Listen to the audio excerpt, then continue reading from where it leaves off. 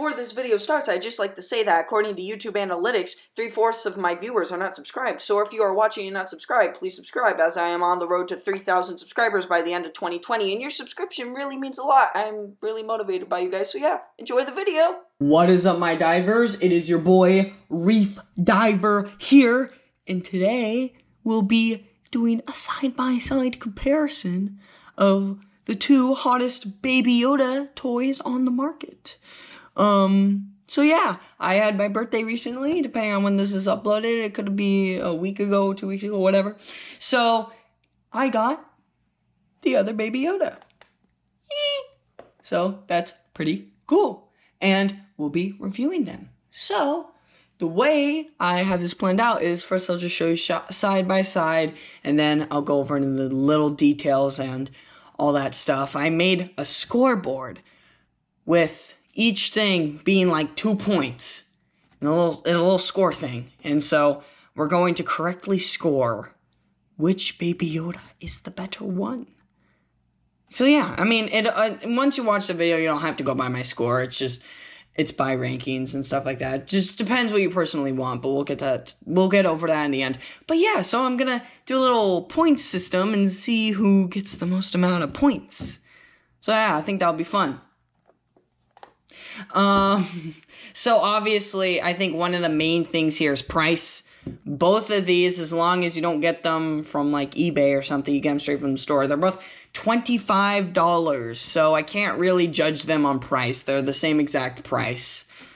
So yeah, this one comes in a package that I had to rip open and throw away. There's an image on screen of what it looks like in the Hasbro one, looks like in the packaging, but you know, I couldn't really save that. It was all torn apart. But I'm able to save the packaging for the Mattel one, so that's cool. Back. Now it's got some information on the back about the child, or as we all call him, Baby Yoda. As one of the most feared bounty hunters in the galaxy, the Mandalorian never expected to be shielding this 50-year-old child from his rivals and enemies. Now he can protect this lovable creature just like the Mandalorian does, and then it's there in French, I think. So yeah, so they're both $25. This guy's Mattel, this guy's Hasbro. Who will win? Also, shoot, one other thing is that this dude does not come alone. He comes with a frog and a soup. So this is just both Baby Yodas side by side. You know, this one's smaller and he talks, and this one's bigger and he doesn't talk. And yeah, he's easier to stand, but he also doesn't have any feet, which we'll get to. The coloring looks basically the same. I don't really see a difference between the coloring.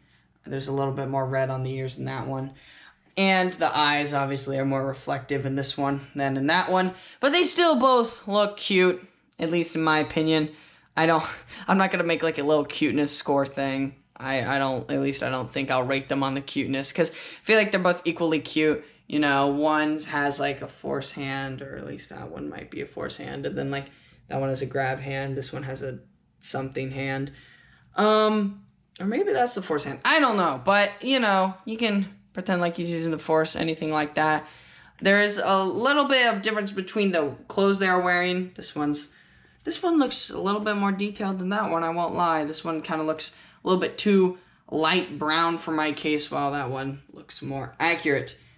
Their height is, so for this one, I think I covered it in my video. He's not 8 inches, he's more 7.5. This one is about 10.5, not quite 11. So they both exaggerate on the height, but obviously we know which one's bigger. And, you know, if we want to check the width, I don't really think that matters. It's like about 8 inches arm to arm, while this one is about 6 inches arm to arm. So those are sizes. Let's get into the little scores things I made. So the way I made this little categorization thing, I don't even know if that's a word, but the way I made these 5 different categories and rated them on a scale of 0 to 2 is I essentially just came up with 5 factors that I feel like just make sense for a toy like this. So don't take it too seriously, but you know, just something I thought was cool. So the first thing is detail. So, you know, this is just how good each of them look. So, yeah. So how much it pays attention to detail compared to the actual Baby Yoda / the child in the show. So, we're going to start with this one. So, if you have seen my review of the Hasbro talking Baby Yoda plushie, which I covered already, and if you want to watch it, there's an end card thingy right there. I don't know what that's called, but, you know, just click that. So, yeah, so, you know, the main feature of this dude is that he talks, and I didn't know, I kind of looked at details, so all his arms are, like, made of this plastic stuff. I mean, like, his arms are single plastic, so, like, his head is hard plastic, his arms are hard plastic, and his feet are hard plastic, and this is what he looks like underneath. You know, he has that little wool cloth thing around his neck. I had to roll up his sleeves to kind of give his sleeves look more like the actual child in the Mandalorian show. And yeah, so he does have little painted hair on his head, which is cool. But his coloring just doesn't, like, his whole cloak thing doesn't look like proper coloring compared to this one. This one looks more accurate on the detail, as you can see with the shirt and stuff. So we'll put the Hasbro Baby Yoda aside, bring over the new guy. So if I'm gonna have to, like, kind of move him back a little bit because of how big he is. Or here, I'll just pick up my camera. So his head is very squishy. It's squishier than the other one. It's squishier plastic. Same with his hands, you know. So when you roll up his sleeves, his whole arms are not made of plastic. They actually turns to plush, which kind of looks a little weird, but as long as you don't roll up the sleeves, you won't notice it. He doesn't have any feet, but that doesn't really matter with the detail section. That's in another section. So yeah, with detail, I give the Hasbro Baby Yoda a 1 out of 2. And for the Mattel one, I give it a 1.75 out of 2. Because there's also no hair on his head. And, you know, just that. I don't know if the faces really matter for anything. I mean, I think both faces look really good. Anyways, next thing I ranked it on was design. So this is where the feet issue is going to come into play. So, design. We have a normal Baby Yoda design here with the Hasbro one. So, you know, it looks like Baby Yoda. It's very recognizable. He has the feet. That was my main thing, and that's why I got the Hasbro one first. That, and I was able to pre-order them, unlike this one. So, yeah, the Hasbro one actually had feet, which is accurate. So, the design is, you know, I'll give it to that in a minute. It's actually more accurate. So, with this one, though, the design is not, because he has a bean butt. This is his bottom. Which, you know, it's not a huge gripe for everyone, but when you're looking at it from the design aspect, he doesn't have feet. The poor little guy, he doesn't have feet. So, you know, that's a bit of an issue. Not gonna lie. So, with design, I rank the Hasbro a 1.75 out of 2. Reason is, I took a little bit off because he is a little bit on the smaller side. But, with the Mattel Baby Yoda, I give him a 1.5 because he's missing feet, but other than that, he's big, so his design's pretty good. Except he's missing feet, so Hasbro Baby Yoda wins, but not by a whole lot. So this next one is the bonuses, so the bonus appeals. There's not really much of a, I feel like this one also has a clear winner. So with this Hasbro Baby Yoda, I go over all the sounds in my video, so watch that. But basically, he makes sounds. And he also comes with some accessories, an alien frog thing that doesn't really, these don't interact with him at all. Like, doesn't make a different noise at all.